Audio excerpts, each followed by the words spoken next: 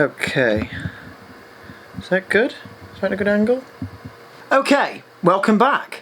Something slightly different for you this week because the last 2 weeks have been really busy and I've actually not really found a story in anything that I've done. So this week is going to be like a series of stories, lots of little stories. So I present to you, in fact, what should we call it? Okay, I can't think of anything good, so it's going to be scenes from the last fortnight. So here you go, this is scenes from the last fortnight.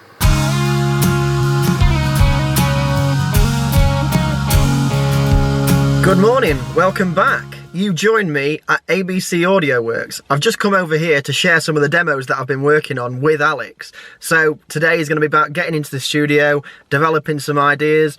I'm really excited. What a great way to kick off the week. So this isn't the first time. Sorry, I'm just sat on an LED light. It happens. So this isn't the first time that I brought a demo to you or a set of demos to you. Can you remember the first time that I actually did? No, the first thing I can remember is the cover, the Phil Collins cover. And we did that up in your bedroom, didn't we? Yeah. After that, demos wise, I think there was... The first thing I can properly remember is the... what was it called? Here I Am? Oh, yeah. That was one of the first things that you ever brought to me, like, this is a song that I want you to put some drums on. I'm pretty sure. Or one of the first things, but I don't... That was right, that was that concept album that I was working on. I haven't forgotten about that, by the way. I'd love to have a look at that again. Yeah, absolutely. That's definitely going to come back at some point. It's one of those things where, I don't know if you've ever felt this before, I didn't feel like I was ready to make that idea as good as it could be. Yeah. Do you know what I mean? Sometimes you're just like, I'm gonna write something that's really good, but I don't know enough to get that right. Yeah, I remember just thinking it had massive potential, that one track. It was a nice track. Oh, hello. Oh. What was that? Was that a radiator? Yeah, it will have been that heater. Alright, fair enough. But after that, I mean, like, I remember probably the most stressful situation we've had was when we were trying to get all of Here of All Places done. That was like 2 years ago. Yeah. Not this sort of time, actually, because it was after Christmas, wasn't it? We kicked off in January. Yeah, it was. Yeah. And what did I turn up with? Almost finished tracks, whereas like this is different, isn't it? Yeah, a bit more stripped back. I think when you came with Here of All Places, it was literally 9 or 10 tracks fully done, and then we sat and just went through them. Yeah. Over like 3 or 4 days, maybe. I think. We set up a kit, but then left it for a couple of weeks and did like a day each week, didn't we? Yeah, I think it might have been a Thursday we came on and just sort of came and set up in the morning. Everything was ready to go. We just line checked it. So I remember at that time we were thinking a lot about the sound as well and keeping things consistent. Yeah, trying to make it all sound the same, which I guess is like, it's kind of what we're doing with this, but we're doing it in a different order, aren't we? Yeah. So we're obviously, instead of like working and adding to tracks as we go along, recording demos and then coming back to actually record it in the studio. Yeah, like pre-production.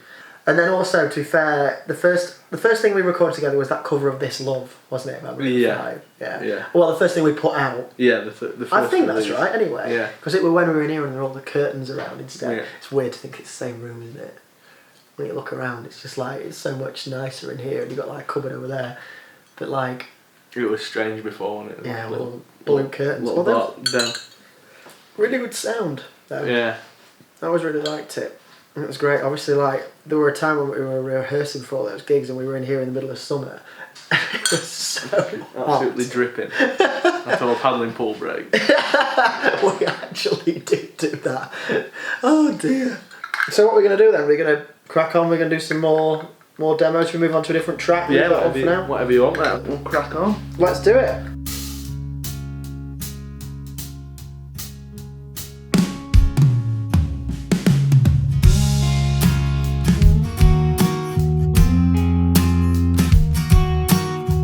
What I'm about to share with you is potentially the least rock and roll thing in the entire world. It's certainly the least rock and roll thing I've ever confessed.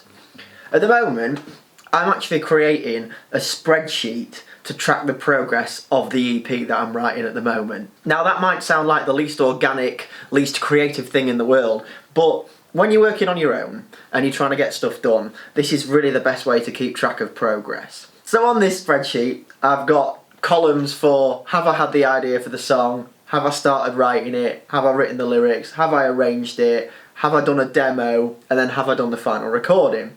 So I've got about 5 songs started. and they're all at different points. And if I don't do this, there are two things that can go wrong. Number one, I'll forget about a song and nothing will get done and I'll go, and I have to rush it. And the second problem is that whenever I sit down, I don't know what I can do next. So I keep sitting down with the same song and going, actually, this is the one I was frustrated with yesterday. Maybe I should give this a little bit more breathing space. So this way, I always know what I can be working on. So it might not be particularly cool. It might not be throwing a television out of a hotel window. And I'm pretty sure the Rolling Stones will have never used a spreadsheet, particularly seeing as the Microsoft Office package was not available at the time. But this really helps. It means that I actually always have something to do.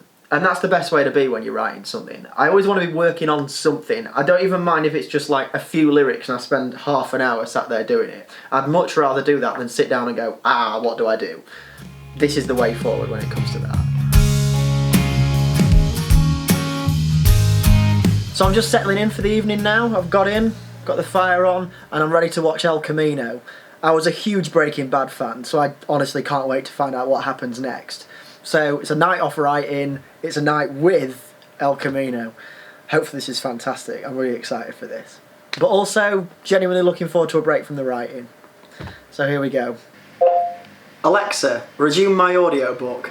What Stannis have against that we should cast it all aside? So I'm doing two of my favourite things right now. I'm making myself a risotto and I'm listening to the Game of Thrones audiobook. I've got about 35 minutes left. And don't worry, I've got a Clash of Kings queued up, but I've almost got to the end of Game of Thrones, and honestly, that has taken so long. I had no idea how long the books were.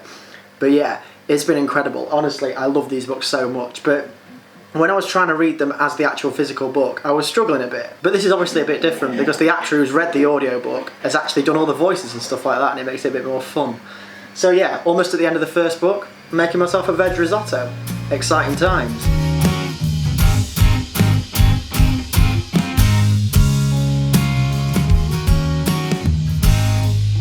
At the moment, one of the things that I've been working on, as well as the album, is ways to make the Tea Break Club more special. It's pretty straightforward when it comes to music, because the Tea Break Club will always be the first to hear things. So this EP that I'm working on right now, if you're a member of the Tea Break Club, you'll get it before everyone else. And you'll also get to hear all the story behind it, you'll get all of the extras, all the bells and whistles. But in between albums, I'm trying to find things to make the Tea Break Club a little bit more special, a bit more exclusive. And the first thing that I've done with that is I have launched the first line of Tea Break Club only merchandise. So this is the Tea Break Club sweatshirt that is available. You can get this if you're a member of the Tea Break Club. If you go to my store, you will find that these items are restricted and you need a password. And the password has already been sent to all my Tea Break Club members. So if you're watching this and you're a Tea Breaker, check your emails. There is this, there is a t-shirt, and there's also a mug, which I've left in the other room. Okay, this is the exclusive Tea Break Club mug. So you can only get this if you're a Tea Break Club member. I'm also working on some other stuff between the album, but I'm going to keep that to myself for now. But in the meantime, Tea Breakers, keep an eye on your inbox, because there is some new stuff coming, some new exciting stuff. And of course, if you're not a member at this point, consider joining. There is a link in the description. You'll get all of my music before everyone else, and not only that, there's some fantastic merch available now as well. That's just for Tea Breakers. So there we have it. That was Scenes from the Last Fortnight, that's what I called it. Yeah, that was Scenes from the Last Fortnight. I really hope you've enjoyed this week's video. As always, thank you for watching, and hopefully I will see you next week with more of a story and more of a structure. But thanks for tuning in. I'll see you then.